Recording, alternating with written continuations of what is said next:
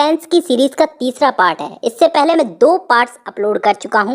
अगर आपने नहीं देखे हैं और आप देखना चाहते हैं तो डिस्क्रिप्शन में आपको लिंक मिल जाएगी। मेरे हिसाब से आपको वो पहले देख लेनी चाहिए, उसके बाद ये तीसरा पार्ट देखिएगा। तो आज की वीडियो में हम लोग समझेंगे कंटिन्यूअस टेंस।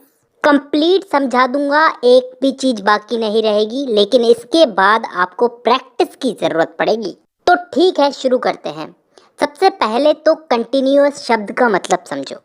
काम चल रहा है, कोई भी काम चल रहा है। जैसे मैं खा रहा हूँ, पी रहा हूँ, नाच रहा हूँ, ये सारे काम किस में हो रहे हैं? प्रेजेंट में, आज में। तो इसे किस में गिना जाएगा? प्रेजेंट कंटिन्यूअस में। ठीक है, ये हो गया एक भाग। अब इसी चीज को हम कल पे अप्लाई करते हैं, आने वाले कल पे।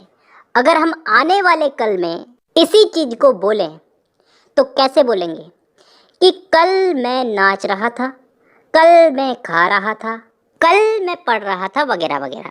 मतलब जो ये चीजें थी सारी, ये कल हो रही थी, कल ये चीजें कंटिन्यू थी, और इसे मैं आज बता रहा हूँ। तो इसे किस में गिना जाएगा? पास्ट कंटिन्यूअस में। अब यार 2 टेंसेस में हो चुकी है, प्रेजेंट और पास्ट में, तो फ्यूचर में भी हो सकती है। कल मैं खा रहा होऊंगा, कल मैं नाच रहा होऊंगा। तो मतलब कोई भी काम कल कंटिन्यू रहेगा, तो इसे कहेंगे हम फ्यूचर कंटिन्यूअस। तो कहने का मतलब है कि तीनों कालों में काम चल रहा है, प्रेजेंट कंटिन्यूअस, पास्ट कंटिन्यूअस और फ्यूचर कंटिन्यूअस। और अगर इन तीनों को हम अपने चार्ट के हिसाब से देखें तो यही तीनों आज हमें पढ़ने हैं।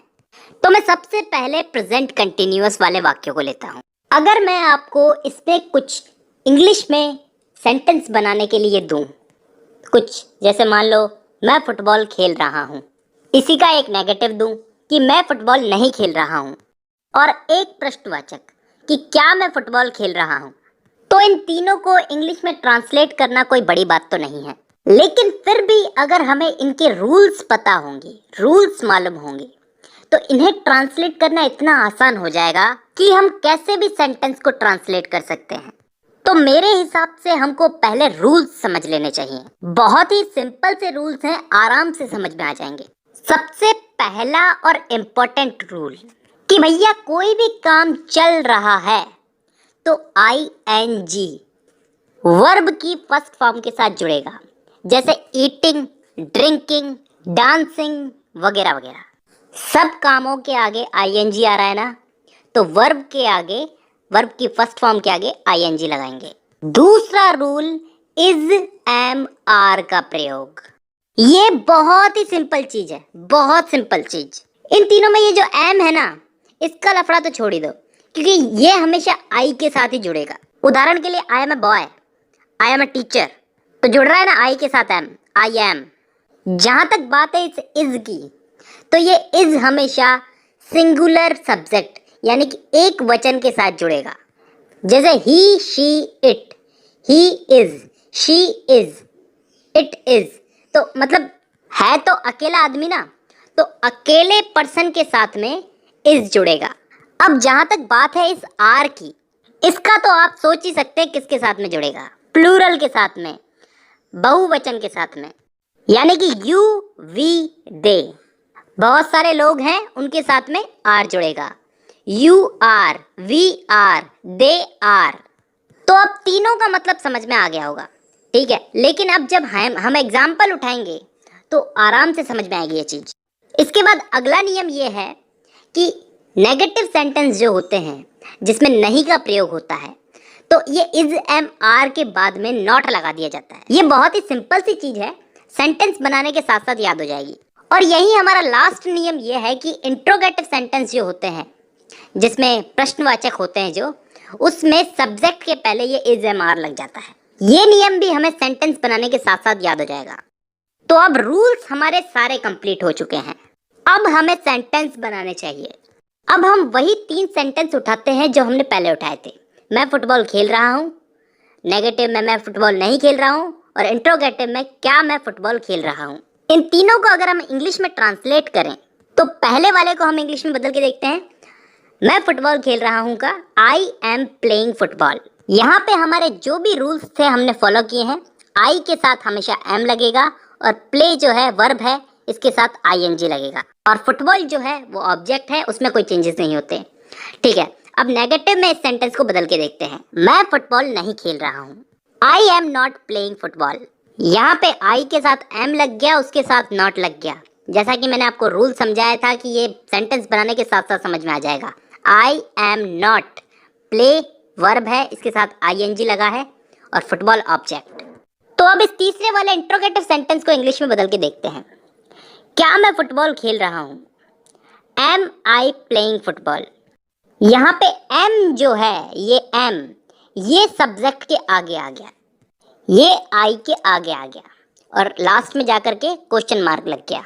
और प्ले जो कि वर्ब है, इसके साथ आईएनजी लग गया, और इसी के साथ साथ हमारा प्रेजेंट कंटिन्यूअस टेंस खत्म होता है। अब चलते हैं हम लोग पास्ट कंटिन्यूअस टेंस पे।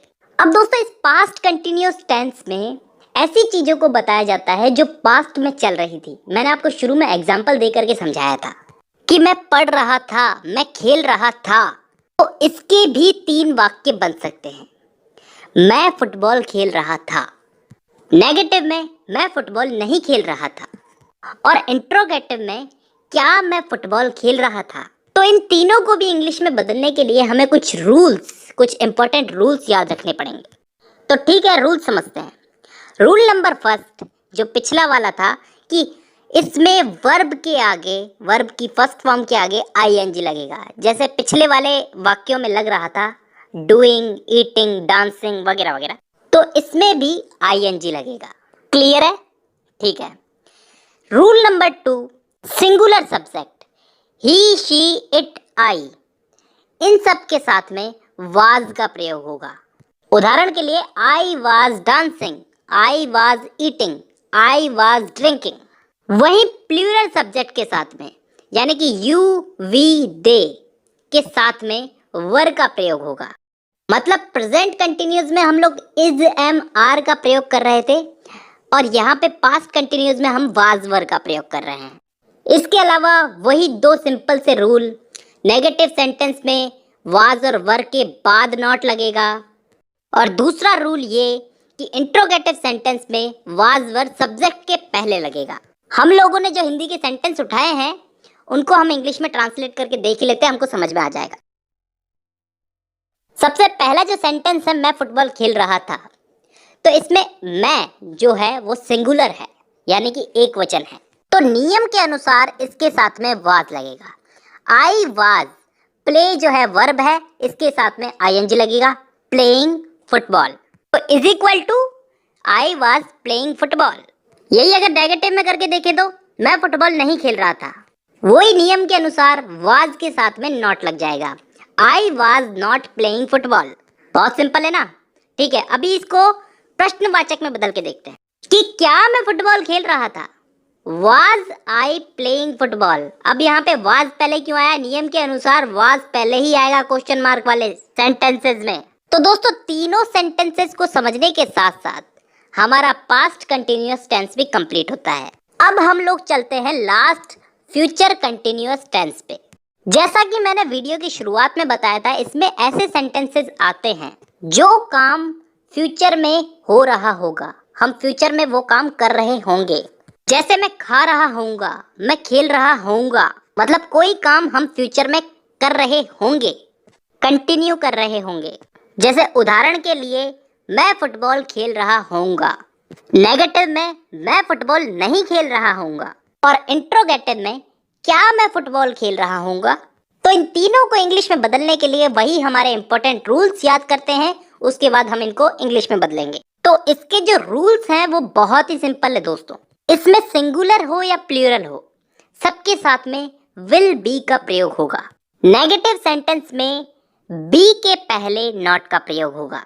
जैसे she will not be going to college. और इंट्रोगेटिव सेंटेंस में विल का प्रयोग जो है वो वाक्य के प्रारंभ में होगा।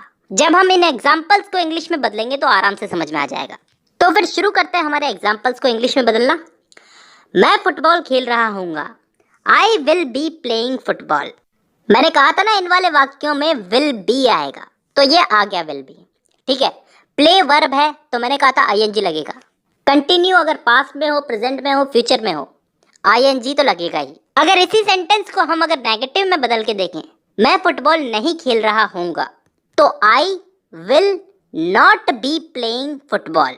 यहाँ पे ये नॉट जो है ये बी के पहले लगा है। मैंने आपको बताया था रूल्स के अनुसार नेगेटिव सेंटेंस में बी के पहले नॉट लगेगा। तो I will not B playing football. और अगर इसी सेंटेंस को हम लोग इंट्रोगेटिव में बदल के देखें, क्या मैं फुटबॉल खेल रहा हूँगा, will I be playing football. यहाँ पे विल पहले क्यों आया ये बताने की जरूरत नहीं है, क्योंकि इंट्रोगेटिव में विल पहले आता ही आता है और एंड में जाकर के क्वेश्चन मार्क लगेगा। तो यहाँ पे हम लोगों ने इन वाक्यों को इंग्लिश में ट्रांसलेट करके फ्यूचर कंटिन्यूअस टेंस भी समझ लिया और इसी के साथ हमारे चार्ट के हिसाब से हमारा कंटिन्यूअस टेंस भी कंप्लीट हो गया।